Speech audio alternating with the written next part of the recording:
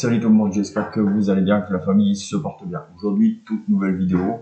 Je vais essayer un nouveau concept de vidéo. Vous allez me dire ce que vous en pensez, si ça vous plaît. Vous n'allez pas voir ma bobine sur cette vidéo. Voilà. N'oubliez pas, lâchez des petits pouces, des petits pouces, des petits pouces. J'essaye de bosser pour essayer de vous trouver des véhicules qu'il ne faut pas acheter. Voilà.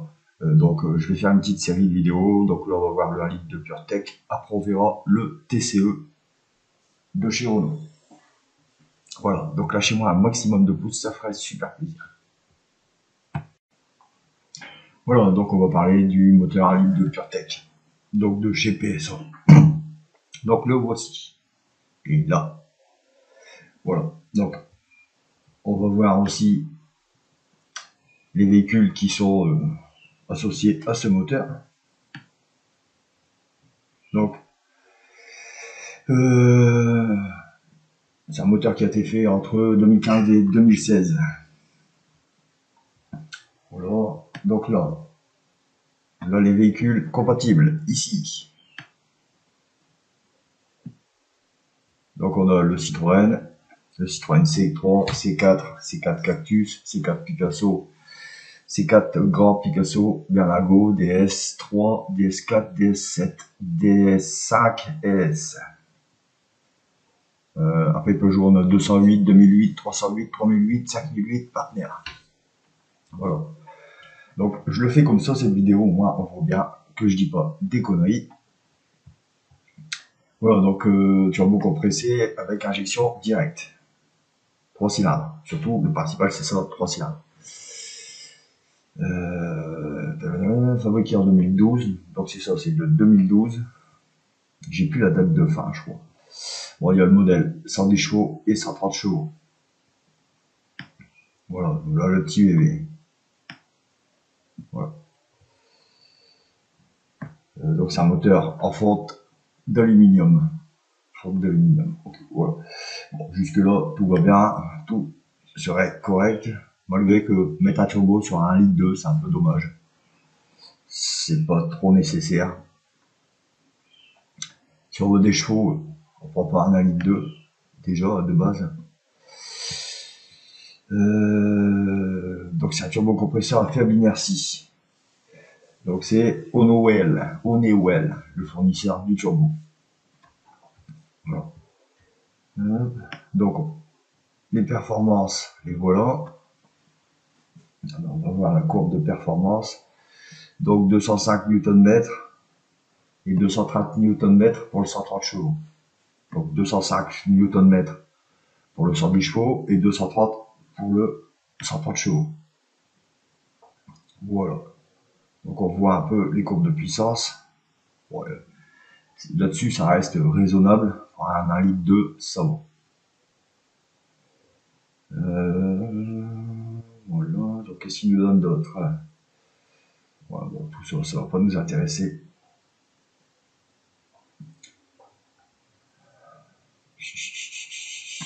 Voilà.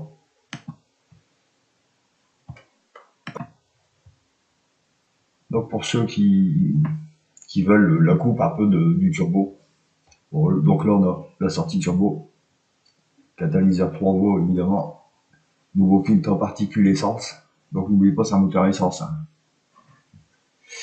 Prise de pression en amont, système diagnostic filtre à particules, voilà. Donc, tout ça, ça reste relativement normal, pas de problème jusque là.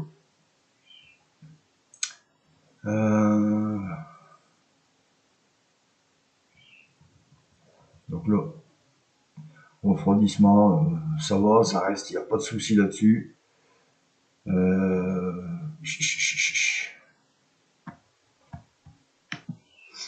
Donc voilà, ça c'est l'avis de l'Argus. Donc on va regarder un peu ce qu'ils nous disent. Donc là on a ici on a le 1 litre PureTech, modèle VTI. Le 1 litre de PureTech, pareil VTI, mais en 68-82. 1 litre de PureTech 110-130 chevaux. Et bon, celui-là, on va pas s'en occuper. Donc voilà, les résultats. Donc, le 1 litre VTI déjà, hein, jaune, donc très moyen. Le 1 litre de PureTech, il nous donne jaune. toujours pareil, très moyen. Mais alors, 1 litre de PureTech 110-130 chevaux, là, on est dans le rouge, mauvais. Donc, c'est pas moi qui l'a vendu, vous voyez, c'est l'avis de l'Argus. Donc, ils nous disent encrassement et casse moteur. Alors, on va voir ça tout de suite après. Pourquoi?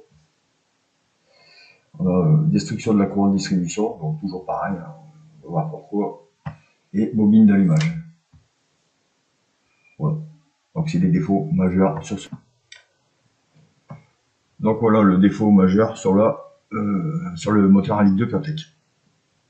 Donc, c'est-à-dire, vous voyez, ici, on a la courroie de distribution.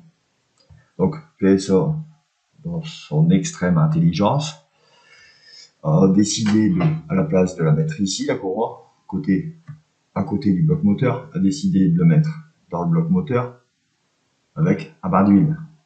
Donc évidemment, l'huile dessèche le. Et en plus de ça, il y a un autre petit souci au niveau des cylindres qui se trouvent ici, 1, 2 et 3. Il y a l'essence qui coule le long des cylindres et qui s'en va dans le bac à huile. Donc évidemment, huile plus essence, ça nous fait un petit produit chimique assez corrosif.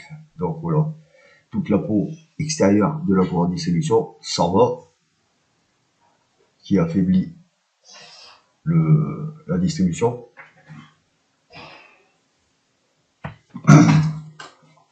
Voilà, donc tout ça, ça amène en fait la courroie distributive qui casse, ça amène à des casses moteurs.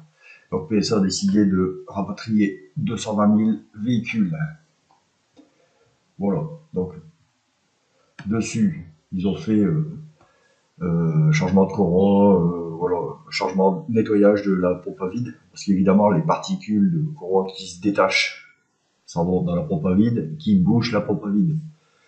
Donc voilà, ce qui amène souvent des casses moteurs et l'usure prématurée. Donc Peugeot, enfin non pas Peugeot, je me trompe, PSA a décidé de, il préconise en fait, donc de faire la distribution tous les 6 ans ou tous les 100 000 km. Voilà.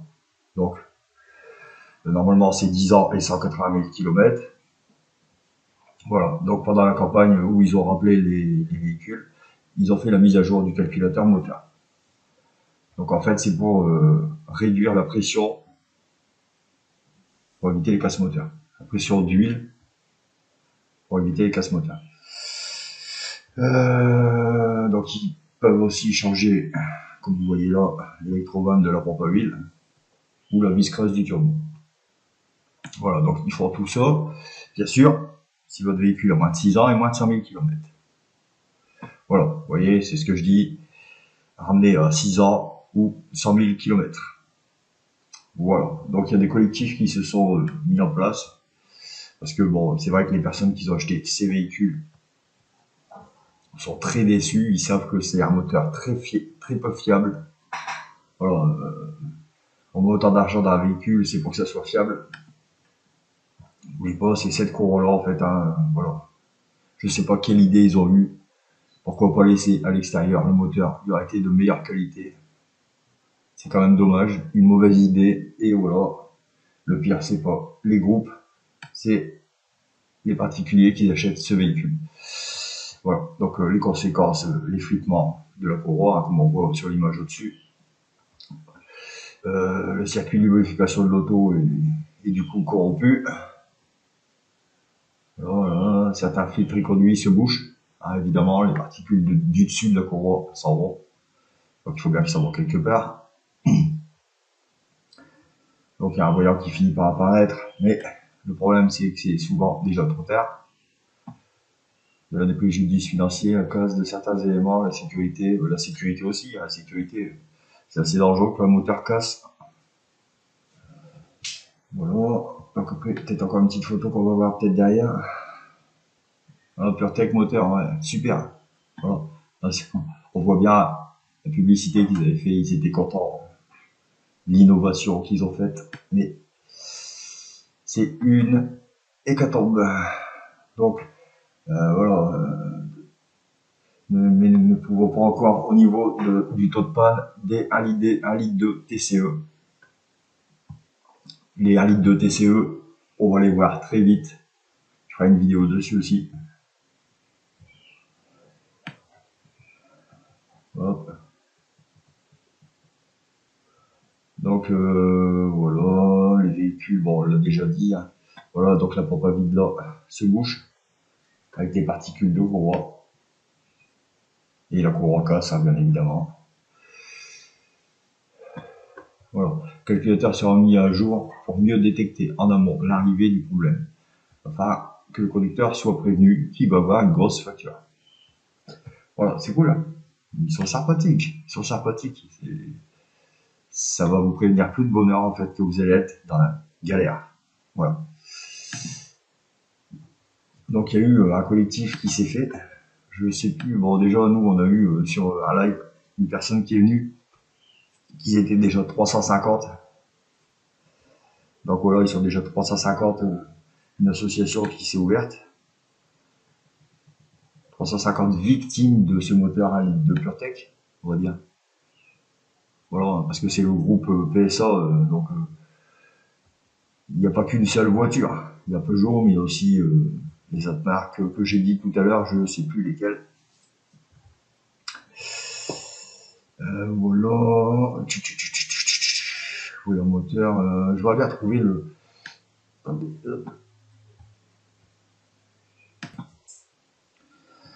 Alors j'aime bien, c'est cette partie-là, je l'avais vu. Concernant la courbe de distribution, ils prennent logiquement. Donc le logiquement, ça fait peur déjà. À 100% le coût des pièces de la manœuvre pour les véhicules de moins de 6 ans ou moins de 100 000 km. Donc si tu as 103 000 km, c'est mort. Si tu as plus de 6 ans, c'est mort. Voilà, c'est ça le problème qui se passe en fait. Donc ils règlent leur problème, mais à certaines conditions. Voilà. Bon, je pense qu'on a fait le tour. Donc, alors, le conseil, c'est éviter ce moteur. Voilà. Parce que c'est une catastrophe. Mais il y a pire. Le moteur TCE, on va voir ça dans la prochaine vidéo. Donc, ouais. Donc, surtout, n'achetez pas ce moteur. C'est une source très catastrophique. Vous allez avoir des factures indéterminées parce que quand vous allez au garage, donc vous avez plus de 6 ans, plus de 100 000, donc vous allez au garage pour faire contrôler tout ça. Donc il va vous changer. Parce qu'il va se sentir obligé pour éviter de mettre cette garantie en jeu. Donc la couronne distrib, la pompe à vide, l'électrovanne de pression. Du coup, il va vous faire la vidange. Là, vous êtes sur une facture à 4 chiffres. Facilement. Voilà. Le garagiste, c'est normal, il va pas mettre sa garantie en jeu.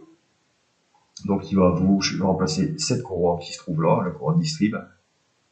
La pompe à vide qu'on a vu tout à l'heure qui se trouve ici, je crois. L'électrovanne qui est ici quelque part. Là. Voilà. Voir les photos. On va peut-être voir les petites photos.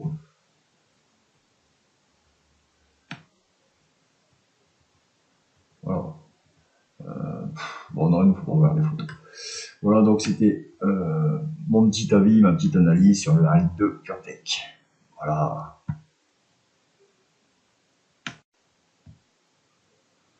Donc voilà, cette vidéo est terminée. J'espère que ça vous aura plu, que ça va vous aider. Donc lâchez des pouces, des petits pouces, des petits pouces. Ça fait super plaisir. Et dites-moi en commentaire si vous aimez bien ce type de vidéo. Allez. Salut! T'as cassé la location, il faudra que tu paies la caution.